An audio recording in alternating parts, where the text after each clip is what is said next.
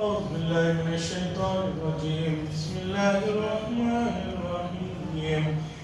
أفمن وعدناه وعدا حسنا فهو لاقيه كمن متعناه متاع الحياة الدنيا ثم هو يوم القيامة من المحضرين ويوم يناديهم فيقول أين شركائي الذين كنتم تزعمون قال الذين حق عليهم القول ربنا هؤلاء الذين أغويناهم كما غوينا تبرأنا إليك ما كانوا إيانا يعبدون وقيل ادعوا شركاءكم فدعوهم فلم يستجيبوا لهم ورأوا العذاب لو أنهم كانوا يهتدون ويوم يناديهم فيقول ماذا أجبتم المرسلين فعميت عليهم الأنباء يومئذ فهم لا يتساءلون فأما من تاب وآمن وعمل صالحا فعسى أن يكون من المفلحين وربك يخلق ما يشاء ويختار ما كان لهم الخيرة سبحان الله وتعالى عما يشركون وربك يعلم ما تكن صدورهم وما يعلنون وهو الله لا إله إلا هو له الحمد في الأولى والآخرة وله الحكم وإليه ترجعون.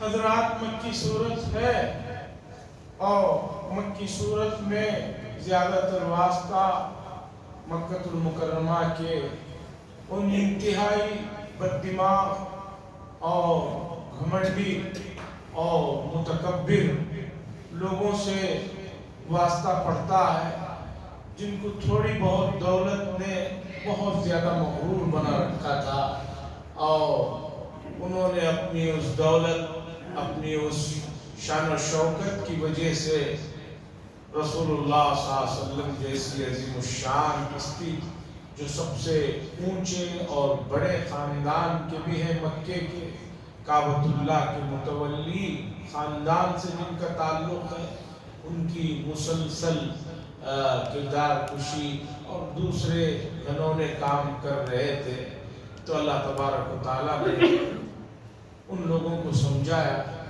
دنیا کی دولتیں دنیا کی شان و شوکت یہ رتبہ یہ عہدہ اور یہ جوانی ہمیشہ رہنے والی چیز ہے اس کی زندہ مثال تم لوگ مکے سے ملک شام جاتے ہو ملک یمن جاتے ہو راستوں میں دیکھو کیسی بڑی بڑی قوتوں والی حکومتیں کھنڈروں میں تبدیل ہو چکی ہیں یہ اس بات کی علامت ہے کہ یہاں پر کسی کو دوا ہو اس سے پہلے کی آیت میں اللہ نے یہی بتایا تھا دنیا کی جو زندگی ہے اس کی سب سے بڑی کمی اور نقصان یہ ہے کہ یہ عارضی ہے ختم ہونے والی ہے زائل ہے پرماننٹ نہیں اور اللہ کے پاس جو وما عند اللہ خیر وابقا اللہ کے پاس جو چیز ہے اس کی سب سے بڑی خوبی ہے کہ وہ ہمیشہ رہنے والی ہے ختم ہونے والی نہیں ہے کہ تمہیں اتنی بات سمجھ میں نہیں آئی اب آگے اسی مضمون کو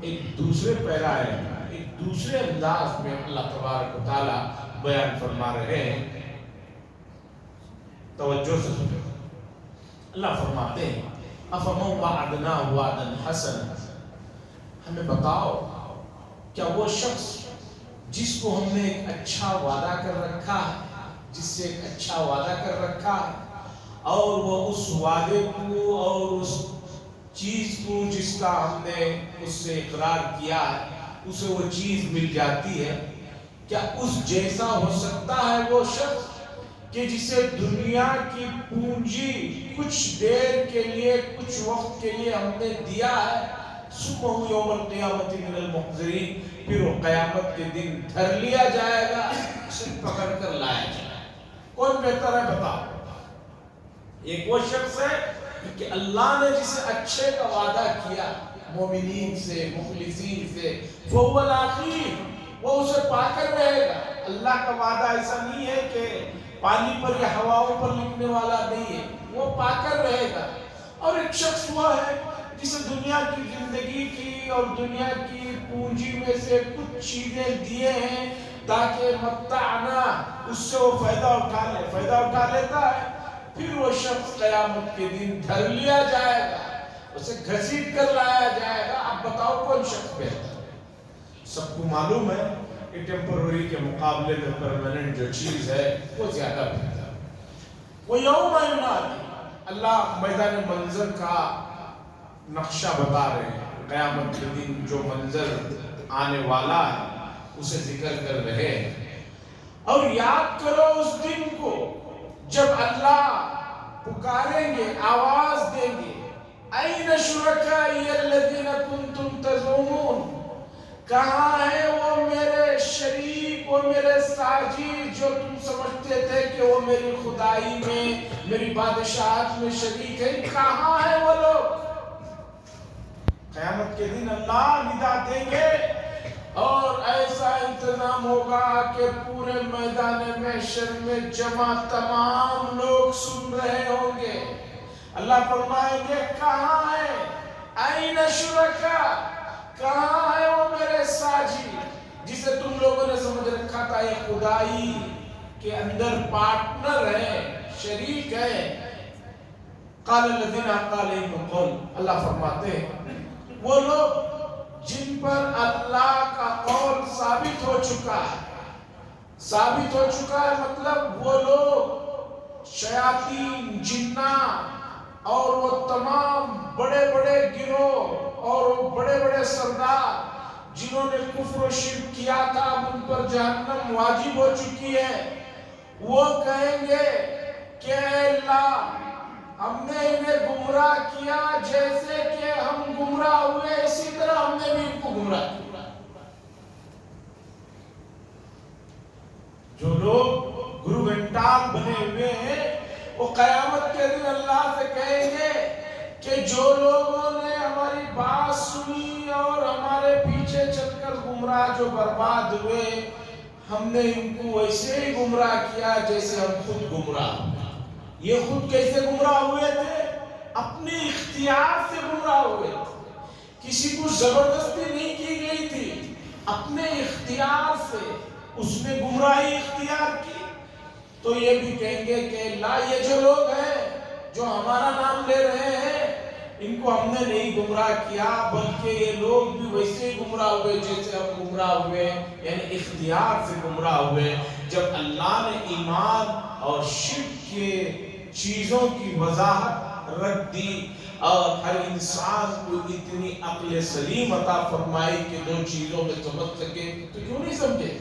تبرأنا الیک ما کانوا ایانا یعبدون, وہ لوگ برات ظاہر کریں گے, کہیں گے کہ ہمارا اس سے کوئی تعلق نہیں, انہوں نے ہماری کوئی پوجا نہیں کی, ہماری کوئی پرستش نہیں کی. وقیل ادعوا شرکاءکم, پھر آواز دی جائے کہ بلا لو تمہاری دیوی دیوتاؤں کو جسے تم نے شریک کر رکھا تھا. فلم یستجیبوا لہم, ان کو وہ بھی کچھ آواز نہیں دیں گے. جو لوگ بولنے والے تھے وہ تو یہ کہہ کر نکل جائیں گے کہ ہم بھی گمراہ ہوئے, یہ بھی گمراہ ہوئے, یہ بھی ویسے ہی بہہ گئے. اب وہ مورتیاں, وہ پتھر وغیرہ جس کی یہ پوجا کرتے تھے, درختوں کی, اور خدا جانے کس کس کو لوگوں نے معبود بنا رکھا ہے, کچھ حد ہی نہیں ہے. غیر اللہ کے علاوہ کتنے لوگوں کی پوجا کی جاتی ہے دنیا میں, اس کی کوئی حد نہیں ہے. 33 لاکھ دیوی دیوتا بتائے جاتے ہیں, اور اس کے علاوہ جس کے پاس اس سے زیادہ کی معلومات ہے, ذرا سوچئے کہ 33 لاکھ کو راضی کرنا اور ادھر ایک اللہ کو راضی کرنا, تھوڑی سی بھی عقل جس کے پاس ہے وہ کیا کہے گا کہ بھی 33 لاکھ کو راضی کروں گے یا ایک اللہ کو راضی کروں. اتنا مسئلہ سمجھ میں آ نہیں رہا، ان کو بھی نہیں سمجھ میں آ رہا ہے۔ اور امت مسلمہ کا بھی حال یہی ہے، امت مسلمہ بھی معاشرے میں بہت سے لوگوں کو خوش کرنے کے چکر میں پڑ کر جو ہے رب کو ناراض کر رہی ہے۔ انہیں بھی سوچنا چاہیے۔ بہت سے احباب امت کے سمجھتے ہیں کہ یہ سب آیتیں ہمارے لیے نہیں، سب آیتیں سب کے لیے ہیں، اس میں مضمون ہے، سمجھنے کی ضرورت ہے۔ ہم بھی تو بعض مرتبہ کیا کرتے ہیں کہ بھئی اسے بھی راضی کر لوں گا، اسے ذرا مینج کر کے اسے راضی کر لوں گا، اسے ذرا مینج کر کے اسے راضی کر لوں گا۔ سب کو راضی کرنے کے چکر میں جو ہے آپ خود بھی راضی نہیں رہتے اور اللہ بھی آپ سے راضی نہیں رہتا۔ ایک قصہ سنیے، مسئلے کو سمجھ میں آسانی ہوتا ہے۔ ایک صاحب ایک ٹیلر کے پاس گئے اور جا کر کہا کہ یہ کپڑا ہے، ایک ٹوپی سی دو میرے لیے۔ ٹیلر نے کہا ٹھیک ہے، سی دیں گے ٹوپی۔ پھر اس آدمی نے کہا کہ بھئی ایک ٹوپی سینے کے بعد تو کپڑا بچے گا، تم ایسا کرو ایڈجسٹ کر کے 2 ٹوپیاں سی دو۔ اس نے کہا ٹھیک ہے، 2 سی دو۔ اس نے کہا پھر بھی ذرا تم ادھر ادھر سے تو کپڑا نکلے گا ہی، تم ایسا کرو 3 ٹوپیاں سی دو۔ ٹیلر نے کہا ٹھیک ہے، 3 سی دیں۔ اب کرتے کرتے اس آدمی نے بڑھاتا گیا، وہ قبول کرتا گیا، 10 ٹوپیاں لے کے گیا ہے، کتنا؟ 1 ٹوپی کا کپڑا، اور ٹیلر کو بڑھاتا گیا، وہ قبول کرتا گیا۔ ٹیلر نے کہا ٹھیک ہے، کل آ جائیے، لے کر جائیے آپ۔ دوسرے دن پہنچا، ٹوپیاں تو سل کے رکھے تھے ٹیلر نے، لیکن وہ سل کے ناپ کی نہیں تھی، انگلیوں کی ٹوپیاں بنائی تھی۔ ٹیلر کہہ رہا مزدوری دو، کپڑے والا کہہ رہا کہ مزدوری چھوڑ، میرا جو کپڑا برباد ہو گیا اس کے وہ دو۔ مسئلہ یہ ہے کہ غلطی کس کی ہے، غلطی کس کی ہے، یہ سمجھنے کی ضرورت ہے۔ تو یہی حال امت کا ہے۔ امت کیا سمجھ رہی ہے، میں اسے بھی ٹوپی پہنا دوں گا، اسے بھی راضی کر لوں گا، اسے بھی ٹوپی پہنا دوں گا، اسے بھی پہنا دوں گا، کتنوں کو بھی پہنائے، لیکن میں رب راضی نہیں ہے۔ اب اس نے سوچا ٹیلر نے کہ میں یہ 10 کہہ رہا ہے تو 10 کو بھی خوش کروں گا۔ اس نے سوچا سرکٹ بھی تو انسان کا جسم میں انگلیاں ہیں، انگلیوں کو ہی ٹوپی پہنا دیں گے، ایک کے بجائے 10 کو پہنا دوں گا، خوش ہو جائے گا۔ مجھے بتائیے کپڑا دینے والا راضی ہوا؟ نہیں، وہ تو سب ہی ناراض۔ یہی حال امت مسلمہ کا ہے۔ امت مسلمہ جو ہے سب کو راضی کرنے کے چکر میں جو ہے اللہ تبارک و تعالیٰ کو ناراض کر دیتا۔ اللہ فرماتے ہیں فَلَمْ يَسْتَجِيبُوا لَهُ، وہ کوئی جواب نہیں دیں گے۔ وَرَأَوُا الْعَذَابَ، عذاب کو دیکھ لیں گے میدان محشر میں۔ لَوْ أَنَّهُمْ كَانُوا يَعْتَدُونَ، اللہ فرماتے ہیں کاش یہ راہ راست پر، یہ ہدایت پر، اور میدان محشر کا جو منظر ہوگا وہ ایسا ہیبتناک ہوگا کہ جس کی تفصیلات پہلے گزر چکے ہیں۔ اور آدمی مشکل پڑتی ہے تو قریبی تعلقات کو سب بھول جاتا ہے۔ میدان محشر کا قصہ چھوڑیے، میں آپ کو ایک دنیا کا قصہ سناتا ہوں۔ 1997 میں حج میں مینا کے اندر 8ویں تاریخ کو پہلے جو ڈیرے ہوتے تھے وہ معمولی کپڑوں کے ہوتے تھے، اس طرح کے فائر پروف نہیں ہوتے تھے۔ حاجیوں کی حماقتی سے 5 پیسے بچانے کے چکر میں، حماقتی سے، اسموکنگ والوں کی یا جس کی بھی حماقتی سے ڈیروں میں آگ لگی۔ ایک ڈیرے میں آگ لگی اور گرمی کا موسم تھا۔ 97 میں جو حج تھا گرمی کے موسم میں تھا، آگ لگی۔ پھر اس کے بعد پہاڑوں میں ہے، ہوائیں بھی چل رہی ہیں، آگ اٹھتی گئی، بڑھتی گئی، تھوڑا بہت نقصان رہا۔ تو اس میں لوگ ہر آدمی اپنی جان بچانے کے لیے بھاگ رہے تھے، اور جسے جہاں موقع ملا وہ بھاگ گئے، پورے عرفات کی طرف بھاگ گئے۔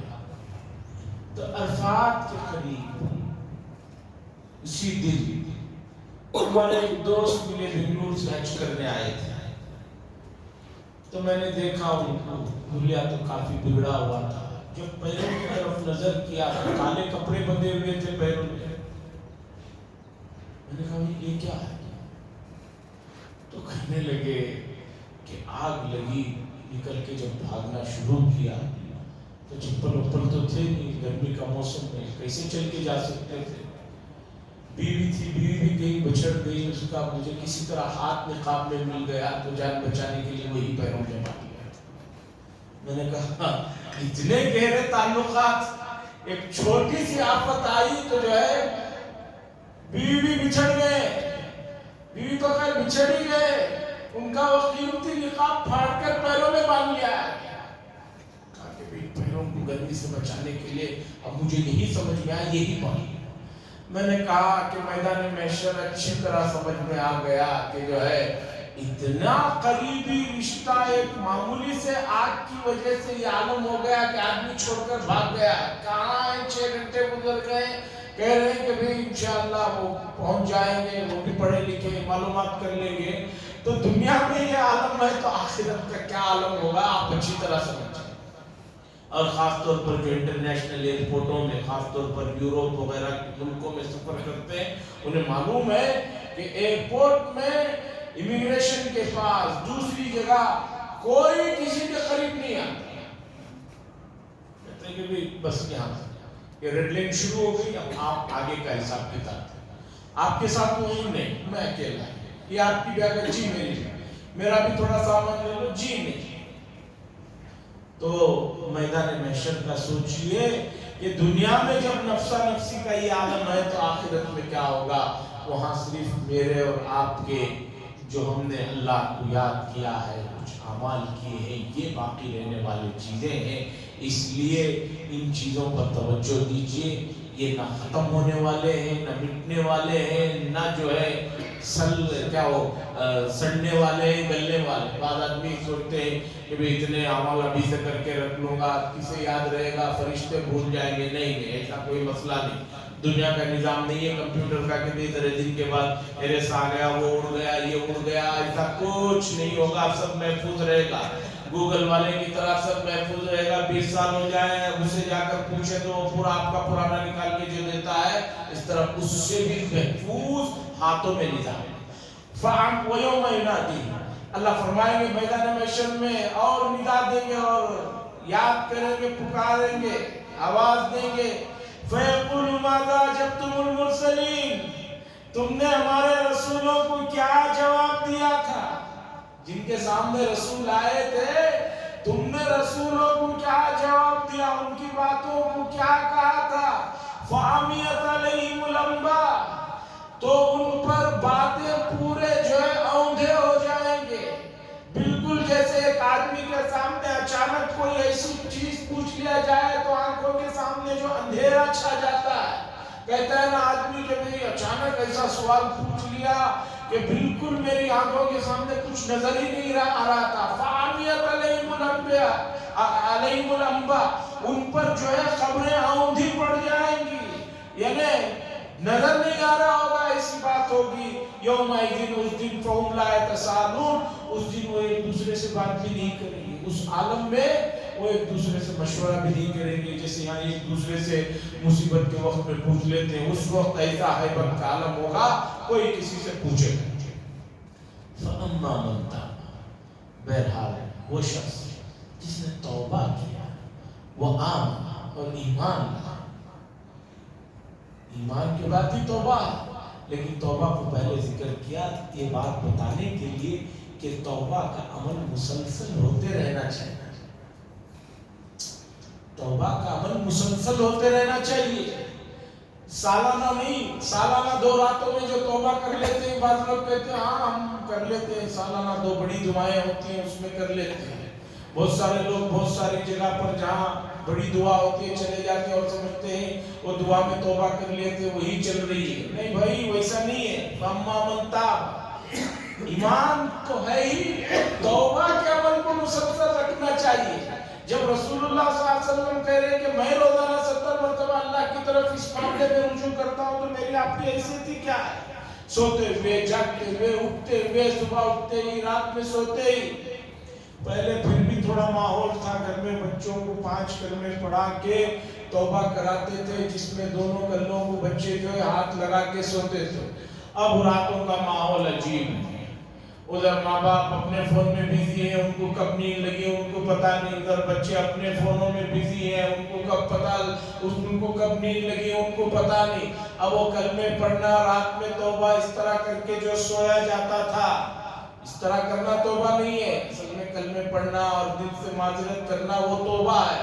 وہ اس طرح احترام کے لیے جو سکھایا گیا تھا، اب کی جدید جنریشن کو چیزیں بھی نہیں معلوم، وہ کلمے بھی نہیں معلوم۔ کیوں؟ رات میں جو ہے وہ کب سو رہا ہے نہیں معلوم، یہ کب سو رہا ہے نہیں معلوم۔ اور چند سال پہلے یہ تو ماحول تھا کہ ہر آدمی کا نیٹ کا مسئلہ ہوتا تھا، ختم ہو جاتا تھا، سو جاتا تھا۔ اب تو وہی پہ یہ انلیمیٹڈ کا مسئلہ ہے، کسی کا کوئی ختم ہی نہیں ہوتا، چلتے رہتا ہے چلتے رہتا ہے۔ اور اگر گیم میں اتر گیا ہے بچہ تو خدا کی پناہ وہ گیم ختم ہونے سے پہلے سوئے گا نہیں، اور وہ گیم ظالموں نے ایسا بنایا ہے کہ وہ کئی دن تک ختم ہونے والا نہیں۔ ختم ہوا تو پھر ایک اور چاکلیٹ وہی دیتے ہیں گیم میں کہ اس میں اور آ جاؤ، تم اس میں آ گئے، پھر اس چاکلیٹ میں لگتا ہے، پھر اسے کسی طرح ختم کیا تو ایک اور بڑا چاکلیٹ دیتے۔ وہ چین ہے جو چلتی ہی رہتی ہے۔ فَأَمَّا مَنْ تَابَ، پس وہ شخص جس نے توبہ کیا، ایمان لایا، وَعَمِلَ صَالِحًا، ایمان لانے کے بعد بیٹھ نہیں گیا میں کلمہ پڑھ لیا ہوں، میں خاندانی مسلمان ہوں۔ وَعَمِلَ صَالِحًا، نیک کام بھی کر رہا ہے، اور نیک کاموں کی لمبی فہرست ہے، اس میں نماز بھی ہے، روزہ بھی، زکوٰۃ بھی ہے، امر بالمعروف ہے، نہی عن المنکر ہے، دوسروں کی بھلائی چاہنا ہے، راستے سے گری پڑی چیزوں کو اٹھانا ہے، کسی کو خیر کی طرف بلانا ہے، اچھا مشورہ دینا ہے، یہ تمام چیزیں نیک کام ہیں، وہ نیک کام بھی کر رہا ہے۔ فَعَسَىٰ أَن يَكُونَ مِنَ الْمُفْلِحِينَ، امید ہے ان قریب ایسے لوگ فلاح پانے والے۔ قرآن کی تعبیر کو دیکھیے، ایمان بھی لانا ہوگا، نیک کام بھی کرنے ہوں گے، توبہ بھی کرنا ہوگا۔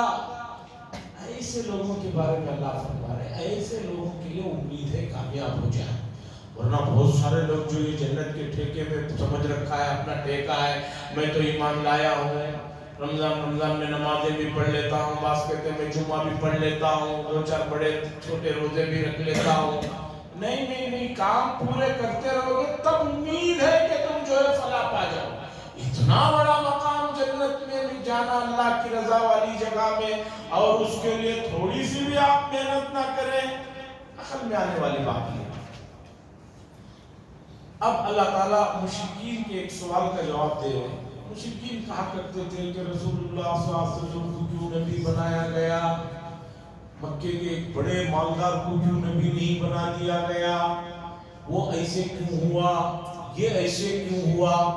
اللہ فرماتے ہیں وَرَبُّكَ يَخْلُقُ مَا يَشَاءُ وَيَخْتَارُ، اور تمہارا رب جو چاہتا ہے پیدا فرماتا ہے، وَيَخْتَارُ، اور جسے چاہتا ہے اسے پسند کرتا ہے۔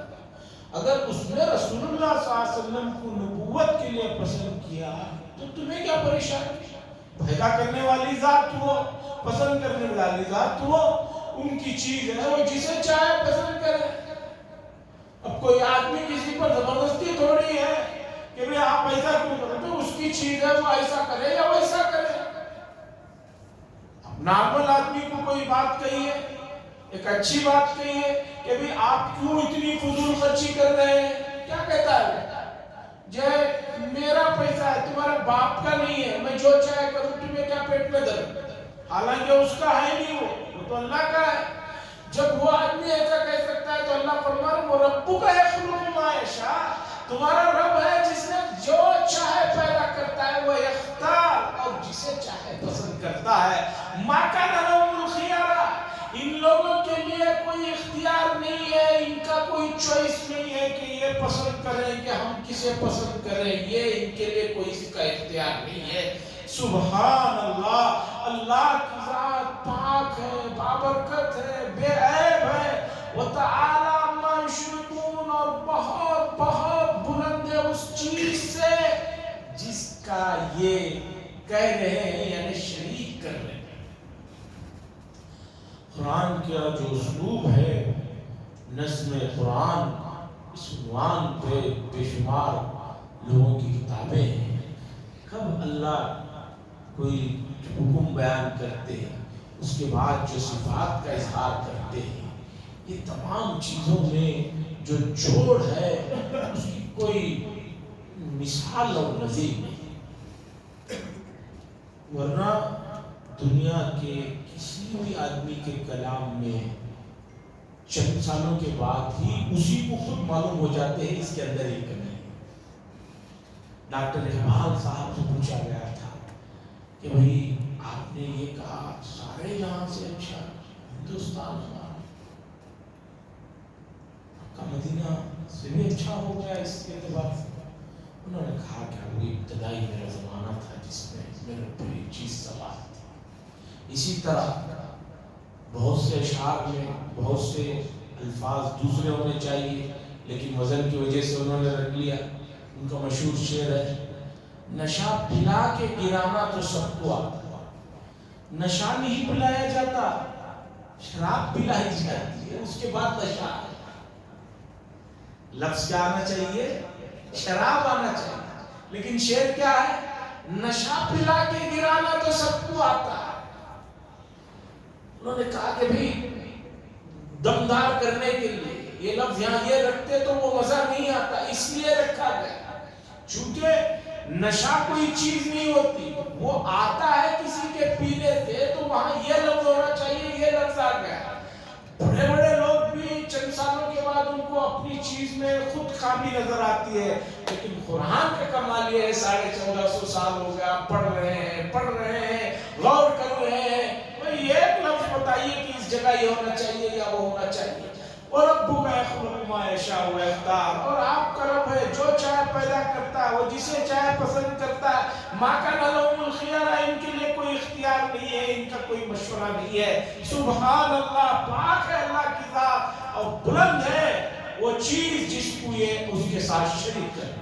اس کے بعد سنیے، یہ باتیں سنتے ہوئے کچھ دل میں آپ کے گزر رہا ہے، فوراً اللہ نے کہا وَرَبُّكَ يَعْلَمُ مَا تُكِنُّ صُدُورُهُمْ وَمَا يُعْلِنُونَ، اور آپ کا رب جانتا ہے جو کچھ ان کے دل چھپا رہے ہیں، دلوں میں جو چیزیں اٹھ رہی ہیں جو چھپا کر رکھے ہیں وہ سب اللہ کو معلوم ہے۔ وَمَا يُعْلِنُونَ، اور جو کچھ وہ ظاہر کر رہے ہیں بول رہے ہیں وہ بھی معلوم ہے۔ مَا تُكِنُّ صُدُورُهُمْ، جو دلوں میں چھپا رہے ہیں وہ بھی معلوم ہے۔ وَهُوَ اللَّهُ لَا إِلَهَ إِلَّا هُوَ، وہی اللہ ہے، نہیں ہے کوئی معبود اس کے سوا۔